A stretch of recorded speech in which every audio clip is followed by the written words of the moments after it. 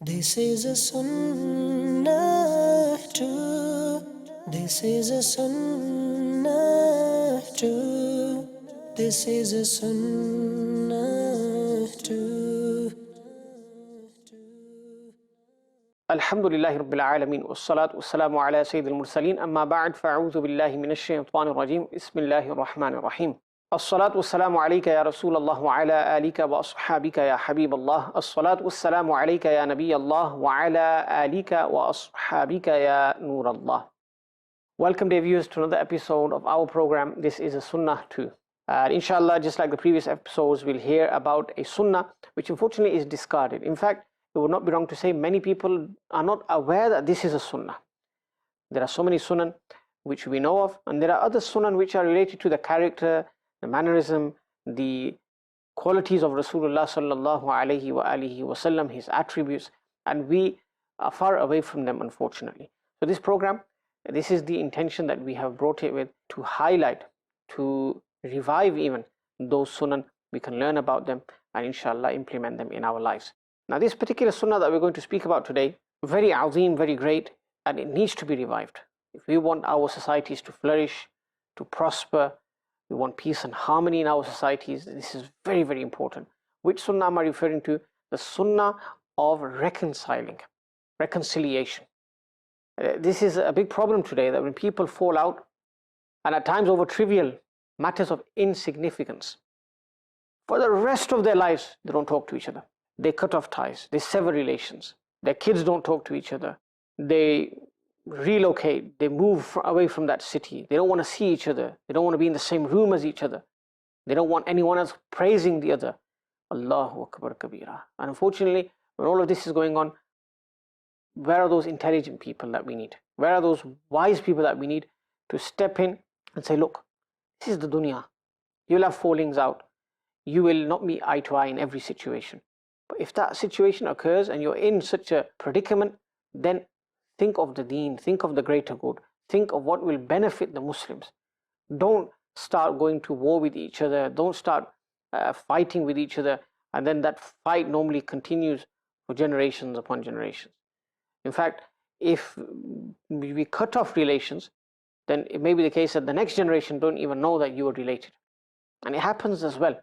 So reconciliation is very important. We need wise people, we need intelligent people to step in certain situations and tell people, guide people, look, this is not the teaching of Islam. In fact, the teaching of Islam is to reconcile. If you've fallen out, make up with each other and make a firm intention that now you will try utmost to preserve the relation. So in this regard, let us begin. Let us hear what the Quran has to say.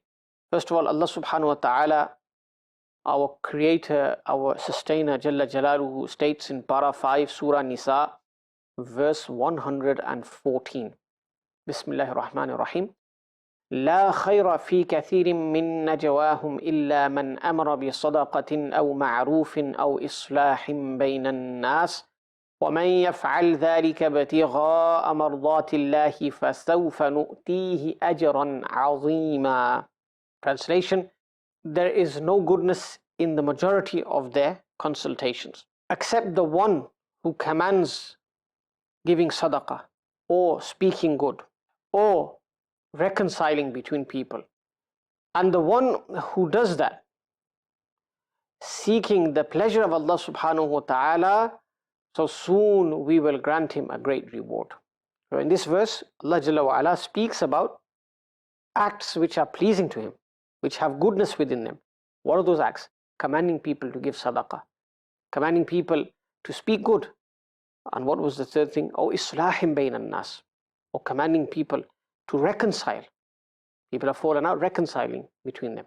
And in Surah Hujurat, Para 26, verse 9, Allah Jalla wa Ala states, وَإِن طَائِفَتَانِ مِنَ الْمُؤْمِنِينَ اقْتَتَلُوا فَأَصْلِحُوا بَيْنَهُمَا. And if two groups from the believers fight, then you should reconcile between them. You should ensure that reconciliation takes place between them. The verse after, Surah Hujurat, verse 10, Allah subhanahu wa ta'ala states, إِنَّمَا الْمُؤْمِنُونَ إِخْوَةٌ فَأَصْلِحُوا بَيْنَ أَخَوَيْكُمْ وَاتَّقُوا اللَّهَ لَعَلَّكُمْ تُرْحَمُونَ. Indeed, the believers are brothers, They are brothers to one another. فَأَصْلِحُوا بَيْنَ أَخَوَيْكُمْ. So reconcile between your brothers. And fear Allah so that you are shown mercy. In Surah Nisa, verse 128, para 5, Allah subhanahu wa ta'ala states, وَالصُّلْحُ خَيْرٌ. And reconciliation is good. Allah ta'ala has described reconciliation, sulh, as khair, as something good. So these were a few verses of the Quran. So we know the Quran itself tells us to reconcile between people. And verse 10 of Surah Hujurat, that believers are brothers unto one another. You see two people, two Muslim brothers, falling out with each other.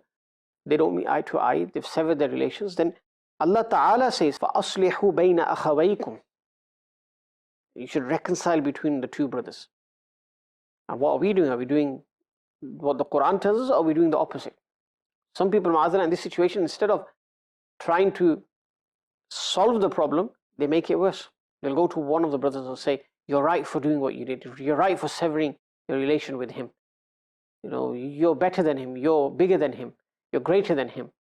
You shouldn't be seen with him in the first place. It's a good thing that you have distanced yourself from him. Ma'adallah. Thumma ma'adallah. Yes, if there's a shari'i reason for you to refrain from someone's company, that's a different matter. We're talking about in a normal situation where someone comes and he tale-tells. He says wrong things about other people. He is actually a cause for people breaking apart in the first place or separating. So this is something that we need to rectify in our society. And if we can't help people come together, the least we can do is avoid separating them in the first place, because that's a great crime as well. Now let's go to the hadith collection. The Prophet ﷺ said, whoever created enmity between two people, then he should make the hellfire his abode. And whoever reconciled between them, made reconciliation between them, the mercy of Allah entails that this person enters Jannah, enters paradise. So first of all, the hadith says, the person who creates enmity between two people, who causes them to separate, he should make the hellfire his abode. And as for the one who brings them together, reconciles between them, sorts out their problems, then Allah Ta'ala's mercy entails that that person be entered into Jannah. Subhanallah. So we need to think, which party should we be from? The party that creates distance between people, that creates separation, or the party that brings people together, reconciles between people? Because the first type of people will enter hellfire, the second type of people will enter Jannah, paradise. Sayyidina Abu Darda radiyallahu ta'ala narrates that the Prophet sallallahu alayhi wa sallam said, should I not tell you of an amal, an act that is greater than fasting, offering salah, and giving sadaqah? Should I not tell you of an amal that is greater than these three things? Sahaba radiyallahu anhum ajma'een said, Ya Rasulullah sallallahu alayhi wa sallam, please tell us. The Prophet alayhi salam replied, the amal which is greater than the aforementioned, greater than fasting, offering salah, giving sadaqah, is to reconcile between two people who are upset with one another. Because due to their separation, due to the corruption, due to the fitan that occurs, the fasad that occurs because of their separation, goodness is removed. Goodness is severed. That's why you should reconciliate. And here the Prophet ﷺ has highlighted this, has singled it out and said it's better than salah, fasting, and giving sadaqah. It's afdal, it's superior, reconciling between people. Yeah, we don't do it, unfortunately. Another hadith, Sayyidina Abdullah bin Amr radiyallahu ta'ala anhuma, he narrates that the Prophet sallallahu alayhi wa sallam said, the greatest sadaqah, the greatest act of charity, the greatest form of charity is to reconcile between two people who are upset with one another. So reconciliation, this is very important in Islam. People are to be brought together in Islam, not to be separated, not to be divided. And this strength in unity, bring Muslims together. Help them in the dunya, Allah will help you as well. The next hadith, Sayyidina Anas bin Malik radiyallahu anhu narrates that the Prophet sallallahu alayhi wa sallam said, whoever will reconciliate between two people, Allah Ta'ala will rectify his affair. And every word that he utters, every kalima that he utters will bring him the reward of freeing a slave.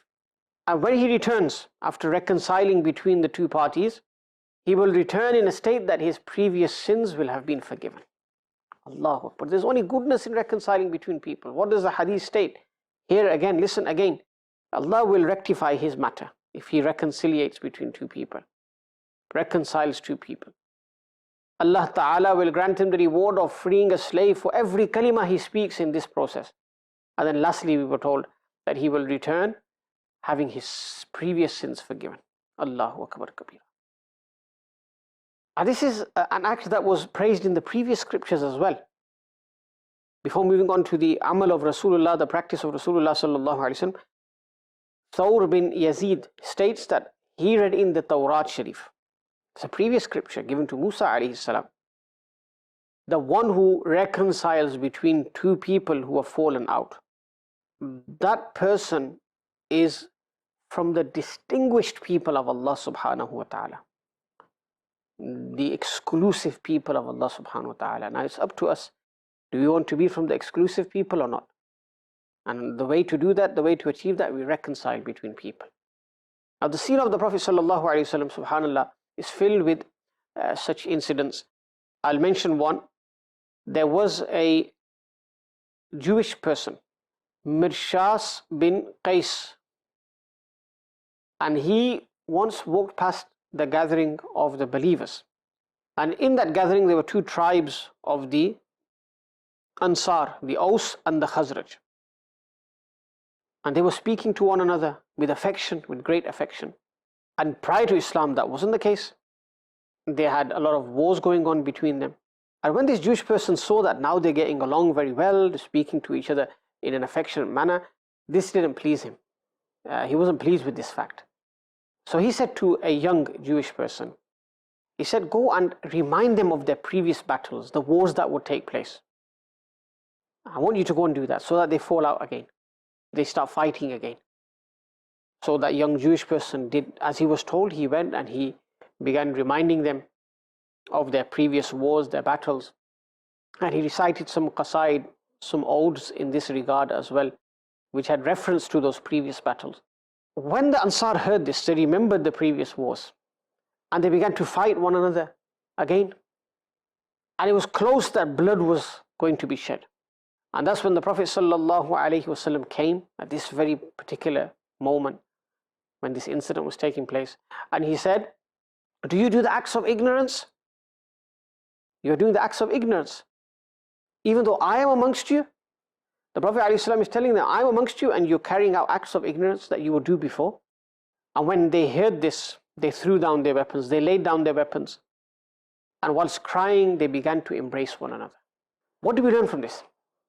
That to create division, separation, distance between the believers, to create tribulation, corruption, strife between believers, this is the way of the disbelievers. And reconciling, bringing Muslims together, strengthening the relationship of Muslims, this is the practice of whom? The best of creation, sallallahu alayhi wa sallam. This is what we learn from this account. And this is a sunnah of the Prophet alayhi salatu wasalam. And it's a sunnah that we have neglected, we have discarded, unfortunately. We need to revive it. We need to act upon it, inshallah. Let's listen to another account from the seerah. The Prophet sallallahu alayhi wa sallam was once on his ride, traveling somewhere. He passed by a gathering of the Ansar. And he stopped, he paused there for a while. The animal, the ride that he was on, urinated at that particular place. So when this animal that Rasulullah sallallahu alaihi wasallam was riding upon began to urinate, Ibn Ubay, he began to express dislike by closing his nostrils. Sayyidina Abdullah bin Rawaha radiyallahu ta'ala, and he said, the urine from the animal belonging to Rasulullah sallallahu alaihi wasallam is greater than your musk. Musk is a fragrance. The Prophet ﷺ then left, and these two began to quarrel, Ibn Ubay and Sayyidina Abdullah bin Rawaha radiyallahu anhu, to the extent that both their communities, both their nations, their groups, their tribes began to fight. That's when the Prophet ﷺ returned, realized the situation and reconciled between them. This is the amal of Rasulullah sallallahu alaihi wasallam. He didn't allow these matters to get out of hand. He would reconcile between people. So subhanAllah, in this episode we hear about the importance of reconciling between people, of ensuring that whenever we see two parties fighting, we try and de-escalate the situation, because that's going to affect the whole community sooner or later. The more quarreling, the more disputes, the more separations, the more discord, the more fitan, tribulation, is going to affect the wider community as well. So a wise person is he who realizes this and he helps out. And a believer himself is the one who likes for others what he likes for himself. I don't want there to be enmity between me and another person. I don't want there to be separation, division between me and other Muslims. And I shouldn't want that for others as well. And when I see others fighting, quarreling, and I can help, I should try to. Look at the rewards mentioned in the Quran, in the Hadith, in the amal of Rasulullah sallallahu alaihi wasallam. We learn, in the practice of Rasulullah sallallahu alaihi wasallam, we learn that reconciling is a great sunnah. And this stops great bloodshed, problems from escalating and getting out of hand. So we need to adopt this sunnah, inshallah, so that our communities can prosper and once again blossom like the great gardens of Al-Madinatul Munawwara. May Allah Ta'ala enable us to act upon this sunnah and what has been said in this particular episode. Ameen. Bijahin Nabi al-Ameen. Sallallahu alayhi wa alihi wa sallam. This is a sunnah too. This is a sunnah too. This is a sunnah too.